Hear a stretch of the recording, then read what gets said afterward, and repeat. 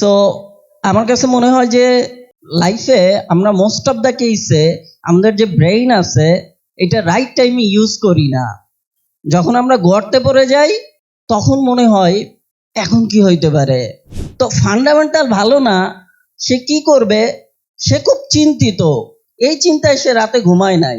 তো চিন্তা করে দেখেন যে নিজেকে কি এত চিন্তার আসলে দরকার ছিল? ফান্ডামেন্টাল ভালো না, ভালো করতে হবে, এই তো। আমরা এত বেশি ক্রেজি হয়ে যাই, আল্লাহ আমাকে ধৈর্য দিচ্ছ না কেন, আমার তো মন শান্ত হচ্ছে না, আল্লাহ ধৈর্যটা এখনই দাও। বিছনায় ঘুমাইতে 3 মিনিট পরে আবার উঠে যায়, টেবিলে বসছে 5 মিনিট পরে উঠে হচ্ছে গিয়ে আরেক দিক হাঁটা শুরু করে। ধৈর্য ধারণের জন্য যে একটু টাইম দিতে হবে এবং ওইটার জন্য যে আরেকটু চিন্তা করতে হবে, খুব simple thinking most of the কেসে আমরা করি না। আসসালামু আলাইকুম এভরিওয়ান। মাঝে মাঝে জীবনের আর এক নাম যন্ত্রণা, আর কি হইতে পারে? বদনা, বাঘ। আচ্ছা, আমি হাই স্কুল লাইফে মাঝে মধ্যে হচ্ছে গিয়ে কিছু লোকজন দেখলে পলাইতাম। মানে রাস্তায় বা বাসার আশেপাশে কিছু লোকজন দেখলে যে এখন কই পলাবো, মাটি ফাঁক হইলে মনে হচ্ছে যে এর মধ্যে ঢুকে যাই। এর মধ্যে এক টাইপেরই হচ্ছে গিয়ে আমার হাই স্কুলের ধরেন যে টিচার থাকতো ভাইয়ার মতো, যে সামনে পড়লেই আজকেও বিশাল জ্ঞান দিবে। তো ঘটনা হচ্ছে গিয়ে এই সামটাইমস মনে হয় কি যে এই জিনিসপত্রগুলো একটা সময় বোর লাগে সবার কাছে। যেমন এখন লেটস সে ম্যাক্সিমাম কথা আমরা জাস্ট শুনি, বোর লাগে, এরপর হচ্ছে কি আমরা করে ফেলি। লাইফে কোনো একটা সময় মনে হয় ও আচ্ছা, ঝঙ্কার ভাই না ওই রকম একটা সেশনে এই কথাটা বলছিল, এটা এখন আমি হারে হারে টের পাচ্ছি। সো আমার কাছে মনে হয় যে লাইফে আমরা মোস্ট অফ দ্য কেসে আমাদের যে ব্রেইন আছে এটা রাইট টাইমে ইউজ করি না। যখন আমরা গর্তে পড়ে যাই তখন মনে হয় এখন কি হইতে পারে। সো এনিওয়ে, আমি হচ্ছে গিয়ে কথা বলতে চেয়েছিলাম ক্রিটিক্যাল থিঙ্কিং নিয়ে। তো ক্রিটিক্যাল থিঙ্কিং অনেকের কাছে মনে হইতে পারে যে অনেক চিন্তা ভাবনা করা। তো ক্রিটিক্যাল থিঙ্কিং অনেক সময় মনে হয় যে, যেমন মাঝে মধ্যে আমি দেখি যে আমার সামনেই বসা আমার কোনো হচ্ছে গিয়ে হয়তো অফিসের বন্ধু বান্ধব অথবা হচ্ছে গিয়ে রিয়েল লাইফের ফ্রেন্ডস প্রথম মোবাইলটা ওপেন করে, এরপর হচ্ছে নোটিফিকেশনটা দেখে, কোন নোটিফিকেশন নাই, খুব টেনশনে পড়ে যায়। কোন নোটিফিকেশন নাই, সাথে সাথে আমি দেখি উইদিন সেকেন্ড মোবাইলের ডেটা অন করে অফ করে কত কিছু করে, এরপরে যদি রাউটার থাকে সেটা রিস্টার্ট দিয়ে দেয়। এরপরে যখন শিওর হয় কানেকশন আছে, সব ঠিক আছে, কোনো মেসেজ নাই, তখন আরো টেনশনে পড়ে যায়।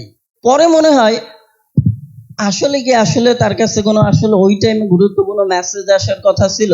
মোস্ট অফ দ্য কেসে খেয়াল করে দেখবেন মোবাইলে আমরা যখন নোটিফিকেশন এমনি হাতে নিয়ে জাস্ট হাতে নেই এবং খেয়াল করে দেখবেন লক খুলবেন, নোটিফিকেশনটাকে ওপেন করে ফেলি নিজের অজান্তে।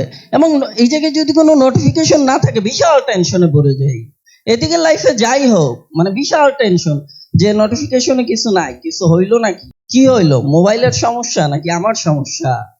সো আমাদের যে আরো দুনিয়ার প্রবলেম আছে, যেমন মাঝে মধ্যে আমরা এরকম টেনশন করি, রাত হইলে চিন্তা করি আমার মনে হয় চাকরিটা ছেড়ে দিয়ে একটা স্টার্ট আপ দিয়ে দেয়, খুব ভালো হবে। সকাল আবার 8টা বাজলে না, চাকরিটা তো অত খারাপ না, ব্যাগ গোছায় আবার অফিসে চলে যায়। সো এই যে চিন্তা ভাবনা আমাদের লাইফের মোস্ট অফ দ্য কেসে, এবং এইসব চিন্তা ভাবনা খেয়াল করে দেখবেন যে এগুলো বেশিরভাগ রাতেই ঘটে। হ্যাঁ, সো আমার কাছে মনে হয় যে ক্রিটিক্যাল থিঙ্কিং কি এটা বুঝতে হইলে প্রথমে ফার্স্ট একটা দিন অথবা একটা ঘন্টার কোনো একটা সময় একটু মোবাইলের ডিস্ট্রাকশন অফ করে নিজের প্রতি একটা দিন ব্যয় করছি। গত এক সপ্তাহে এরকম কয়জন আছি, হাতটা একটু দেখি। গত এক সপ্তাহে 3 জন, এইদিকে হচ্ছে 4-5 জন, উপরে মাশাআল্লাহ সবাই মোবাইলের প্রতি অনেক বিশ্বাসী, ফাইন। সো আবার খেয়াল করে দেখেন, আমি সম্ভবত আমাদের প্রোগ্রামিং এর পেজে 2-3 দিন আগে একটা পোস্ট দেওয়া হয়েছে, আনিস ভাই সম্ভবত দিছে, দিয়ে বলছে যে ভাইয়ার কাছে, মানে আমার আমার কথা বলছে যে ভাইয়ার কাছে যে কোনো ভাইয়া আমাদেরকে মাঝে মধ্যে হয়তো ওই যে চিন্তা করতে হেল্প করে, আপনারা আপনাদের প্রশ্নগুলো করেন। সেখানে আমি হচ্ছে ম্যাক্সিমাম মেসেজ, মানে এখনো হয়তো 17টা বাকি আছে, এনিওয়ে, বাট আমি খুলে দেখি সেখানে লেখা, ভাইয়া আমার ফান্ডামেন্টাল ভালো না, কি করব, আমি খুব চিন্তিত। তো ফান্ডামেন্টাল ভালো না, সে কি করবে, সে খুব চিন্তিত, এই চিন্তায় সে রাতে ঘুমায় নাই। তো চিন্তা করে দেখেন যে নিজেকে কি এত চিন্তার আসলে দরকার ছিল? ফান্ডামেন্টাল ভালো না, ভালো করতে হবে, এই তো। ফান্ডামেন্টাল ভালো না, কি করতে হবে? মানে যদি আমি জানি যে আমার প্রবলেমটা কি, তাইলে কি করতে হবে? আমি আরো কিছু মেসেজ পাইছি যে ভাইয়া আমি সিভি দিছি, হচ্ছে না, আম, আমার প্রবলেমটা কি আমি জানি না। That's valid question. অনেক মেসেজ, ভাইয়া আমার ফান্ডামেন্টাল ভালো না, আমি কি করব? তো ভালো না, এটার প্রতি সময় দেন। সে খুব চিন্তা করছে, বলে যে সে রাতে ঘুম আসে নাই, ফান্ডামেন্টাল ভালো না, কি করবে? সো সামটাইমস আমার কাছে মনে হয় যে নিজের প্রতি যে একটু টাইম ইনভেস্ট করা, একটু টাইম ইনভেস্ট করা। এআই আসার পরে 5 বছর পরে কি হবে, এ নিয়ে দুনিয়ার চিন্তা। প্রত্যেকটা মেসেজে দেখা যায় এআই কি হবে, 5 বছর পরে কি হবে, 2 বছর পরে, বিশাল চিন্তা। আগামীকালকে সকালে কি করবে, সিম্পল থিঙ্কিং, সিম্পল। কার কার মোবাইলে লেখা আছে আগামীকালকে কি কি করবেন? হাত জাগান। আগামীকালকে সকালে উঠে কি কি করবেন ডিফাইন করা আছে, একেবারে পিওরলি পুরো দিনটা ইউটিলাইজ করবেন। কার? একজন, 2, 3, 4, 5, 5 জন। তো চিন্তা করেন যে জীবনকে আসলে আমরা জটিল বানাই নিচ্ছি কিনা। তারপরে জটিল করতে করতে এমন পর্যায়ে করি, তারপরে মনে হয় যে না, আমার এখন মনে হচ্ছে যে জীবনের অবস্থা খুবই খারাপ। মোস্ট অফ দ্য কেসে আসলে না, জাস্ট ব্রেক। ক্রিটিক্যাল থিঙ্কিং করতে গেলে মোস্ট অফ দ্য কেসে জাস্ট ওয়ান থিং নিড, মোবাইলটা বের করে স্টপ করতে হবে, কানে ডিস্ট্রাকশন থেকে দূরে থাকতে হবে। নিজের প্রতি দৈনিক 1 ঘন্টা যদি ব্যয় করতে পারি, এই 1 ঘন্টার ইনভেস্টমেন্ট যদি 3 মাস পরে না পাওয়া যায়, আমাকে একটা ছোট্ট করে মেসেজ দিয়েন যে ভাইয়া আমি দৈনিক 1 ঘন্টা নিজের জন্য ডিপলি ডিস্ট্রাকশন থেকে দূরে থেকে আমি পিওরলি খাতায় লিখছি এগুলো ইমপ্রুভমেন্ট, এবং আমি প্রতিদিন পরের দিন সকালে উঠে কি করব এটা লিখে রাখছি, এবং সেই অনুযায়ী আমি কিছুটা কাজ করছি। আমার জীবনে চেঞ্জ আসে নাই। যদি না আসে আমাকে মেসেজ দিয়েন, আমি ইন পার্সন আপনাকে সময় দিব, প্রয়োজন সারাদিন সময় দিব যে কেন হয় না। কিন্তু এই জিনিসটা করেন, মোস্ট অফ দ্য কেসে তো করি না। সো আমার কাছে মনে হয় আমরা জাতিগতভাবে ডিপ্রেশনে থাকতে পছন্দ করি। ডিপ্রেশনে ইচ্ছা করে ওভার থিঙ্কিং, একটা simple thinking, critical thinking most of the কেসে মানুষ মনে করে এক জটিল চিন্তা। নাথিং, জাস্ট থিঙ্কিং পজ করতে হবে, একটা খাতার কলম নিতে হবে, লিখতে হবে, এবং পরের দিন সকাল থেকে ওই কাজগুলো সব কিছু বাদ দিয়ে ওই কাজগুলোতে ফোকাস করতে হবে। জাস্ট 3টা মাস লাইফ চেঞ্জের জন্য এনাফ। যদি কেউ একটা স্টার্ট আপ দিতে চাই, যা সেটার জন্য একটু টাইমটা বের করেন। প্রত্যেক দিন রাতে ঘুমানোর সময় হয়তো ভাবেন চাকরিটা করব নাকি স্টার্ট আপটা দিয়েই ফেলবো বন্ধুরা মিলে, সকাল বলেন না চাকরিটা তো খারাপ না। সো এই লুপ থেকে আমার কাছে মনে হয় ফার্স্টলি বের হইতে হবে, এবং নিজের প্রতি ওই সময়টা যদি আমরা বের না করতে পারি, তাইলে আমার কাছে মনে হচ্ছে যে জীবন অনেক কঠিন হবে। আবার সামটাইমস এরকম হয় যে আমরা কোনো একটা সিচুয়েশনে পড়ি, ইয়েস সবসময় সবকিছু বুঝে উঠতে পারবো এটা তো না, রাইট? সব বুঝে উঠতে পারবো এটা তো কখনো না, রাইট? মানুষ হিসেবে আমরা এমন ভাবে চিন্তা করি, যদি কেউ বলে যে কাউকে হয়তো শেয়ার করলেন যে ভাই আমি বুঝে উঠতে পারতেছি না, ওই ব্যক্তি যদি বলে একটু ধৈর্য ধারণ করেন, তখন আমরা এমন ভাবে অ্যাক্ট করি যে আল্লাহ আমাদের ধৈর্য দাও, এক্ষুনি দাও, তাড়াতাড়ি দাও। মানে মনে হচ্ছে যে এআই দিয়ে যত দ্রুত ফাস্ট ডেলিভারি ধৈর্য একটা অ্যাপ্লিকেশন বানানো যায়, যে ধৈর্যটাও এআই দিয়ে খুব ফাস্ট 10x করা যায় কিনা। সো মোস্ট অফ দ্য কেসে আমার কাছে মনে হয় যে ধৈর্য যে ধারণ করব, এইটার জন্য আমরা এত বেশি ক্রেজি হই যে আল্লাহ আমাকে ধৈর্য দিচ্ছ না কেন, আমার তো মন শান্ত হচ্ছে না, আল্লাহ ধৈর্যটা এখনই দাও। বিছনায় ঘুমাইতে 3 মিনিট পরে আবার উঠে যায়, টেবিলে বসছে 5 মিনিট পরে উঠে হচ্ছে গিয়ে আরেক দিক হাঁটা শুরু করে। So, ধৈর্য ধারণের জন্য যে একটু টাইম দিতে হবে এবং ওইটার জন্য যে আরেকটু চিন্তা করতে হবে, খুব simple thinking most of the কেসে আমরা করি না। সো আমি যেটা বলার চেষ্টা করতেছি, ক্রিটিক্যাল থিঙ্কিং এটা না যে আমাকে অনেক বেশি চিন্তা করতে হবে, প্রচুর টেনশন নিয়ে রাতে ঘুমাইতে হবে, নাথিং। জাস্ট সিম্পলি চিন্তা করতে হবে, যেটা করার সেটা করতে হবে। এবং সামটাইমস আমরা মাঝে মধ্যে একটু বিশ্বাস করে নেই যে ধৈর্য ধরলে হয়তো কিছু হবে না, আমাকে কিছু করতে হবে। ধৈর্য ধরলে আসলে হয়, হ্যাঁ, আর ধৈর্য ধরলে হয়। আল্লাহ নিজেই বলছে ইন্নাল্লাহা মাআস সাবিরিন। সো যে ধৈর্য ধারণ করে, সো তার জন্য আল্লাহ সবকিছু সহজ করে, এটা ট্রু। এখন যদি বিশ্বাস না করতে পারেন তাহলে আপনি ধৈর্য কিভাবে ডেলিভার করবেন? তাইলে আপনার ওই ওপেন ক্লো একটা ডাউনলোড করতে হবে, তারপর সেট আপ করবেন, তারপরে একটু পর পর বলবেন আমার ধৈর্য দাও, 5 মিনিট পর পর আমার কিছু ধৈর্য দিয়ে দিবা, আমার মেসেজ চেক করব, আমার ওইখানে কিছু আমি ধৈর্য চেক করব। সো আমার কাছে মনে হয় যে জীবন ওইভাবেই আসলে আমরা কঠিন করি।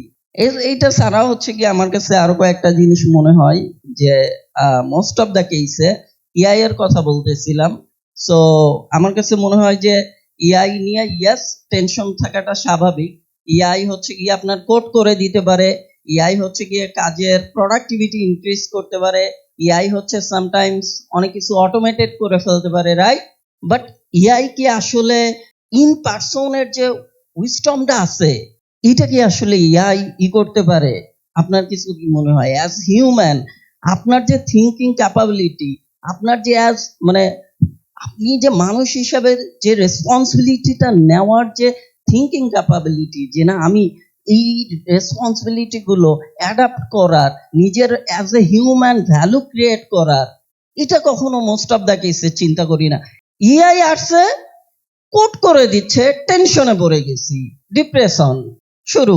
আমি মানুষ, আমার যে এই জায়গাতে ভ্যালু অ্যাডিশনটা কি হবে, আমি যদি সেটা খুঁজে না পাই তাহলে আমার মানুষ হিসাবে জায়গাটা কোথায়? খেয়াল করে দেখেন, এআই আসছে, কোড করে দিচ্ছে, কিন্তু আমি মানুষ হিসাবে ভ্যালু অ্যাডিশনের জায়গাটা পাচ্ছি না। সো অবশ্যই অ্যাজ হিউম্যান বিং আমাদের তো ভ্যালু অ্যাডিশন করার এবং নিজের মতন করে চিন্তা করার একটা ইন্ডিপেন্ডেন্ট থাকা উচিত। আর একটা পয়েন্ট, এইটা বলার সাথে সাথে মনে পড়লো, মোস্ট অফ দ্য কেসে আমরা ক্রিটিক্যাল থিঙ্কিং অথবা থিঙ্কিং করতে গেলে সামটাইমস আমার কাছে মনে হয় মাঝে মধ্যেই আমি দেখি যে আমরা আমাদের চিন্তাগুলো অনেক বেশি অন্যের উপরে নির্ভরশীল। নিজে যে একটু ইন্ডিপেন্ডেন্ট ভাবে একটা সিম্পল থিঙ্কিং করব, মোস্ট অফ দ্য কেসে আমার কাছে মনে হচ্ছে যে আমরা সেই সময়টা নিজের প্রতি দেই না। অর্থাৎ ইন্ডিপেন্ডেন্ট থিঙ্কিং ক্যাপাবিলিটি, এইটাকে আমরা গ্রো করতে চাই না। আমরা হচ্ছে গিয়ে কোনো একটা কিছু হইলেই হয় অমুক ভাইরে খুঁজি, নয় তমুক ভাইরে খুঁজি, নয় অন্যকে 2টা মেসেজ দিয়ে দেই, জাস্ট এইটাই। খেয়াল করে দেখেন যে আমার কিছু একটা হইছে, ইনস্ট্যান্ট মনে পড়ে, সোশ্যাল ফিডে খুঁজতে থাকে।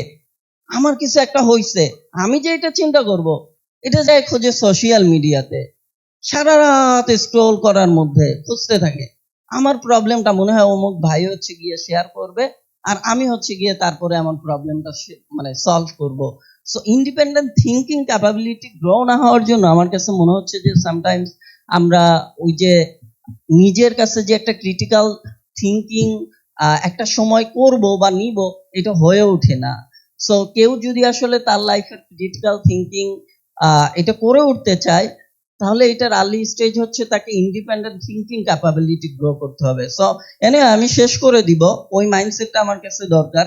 এবং মোস্ট অফ দ্য কেসে দেখা যায় যে আমরা ইমোশনের সাথে হচ্ছে কি আমাদের ডিসিশন মেকিং এবং আমাদের চিন্তা ধারার মিচমাচ করে ফেলি। সো এই জায়গাটা থেকেও আমার কাছে মনে হচ্ছে যে বের হইতে হবে। মোস্ট অফ দ্য কেসে হচ্ছে গিয়ে আমরা একটা ডিসিশন নিয়ে ফেলি হচ্ছে গিয়ে জাস্ট আমাদের ইমোশনের সাথে বায়াসড হয়ে। সো ওই যখন আমরা একটু থিঙ্কিং করব, খেয়াল করব যে এইটা আমার ইমোশনের সাথে বায়াসড ডিসিশন কতটুকু, এইটা আসলে কতটুকু হচ্ছে গিয়ে আমার অ্যাকচুয়াল যে লাইফের সিচুয়েশন সেইটার সাথে আপনার লজিক্যাল হইতেছে। সেটা না হয়ে মোস্ট অফ দ্য কেসে হয়তো আমরা একটু ইমোশনাল ডিসিশন নিয়ে ফেলি। অনেক সময় হচ্ছে গিয়ে আমরা রাতে ওই যখন ডিপ্রেশন টাইমটা অনেক হাই থাকে, কেমন ওই ঘুমাইতে যাওয়ার সময় অনেক সময় তখনই সব ডিসিশন নিয়ে ফেলি। সো আমি এর জন্য প্রায় আমার টিম মেম্বারদেরকে বলি, কখনোই লাইফে ওই রাত 2টায় কোনো ডিসিশন নিতে যায় না। সকালে ঠান্ডা মাথায় উঠেন, ফজরের নামাজ পারলে পড়েন, সকালে আর নয়তো একটু হাঁটেন, এরপরে আপনার দুনিয়া যত ডিসিশন নেওয়ার নিয়ে নেন। সো দ্যাটস ইট, এইটুকুই। থ্যাংক ইউ এভরিওয়ান, বেশি এক সময় নিব না। থ্যাংক ইউ, আল্লাহ হাফেজ। সো সবাই আবার নিরাপদে যাবেন, এই দোয়া করি মন থেকে। আল্লাহ হাফেজ।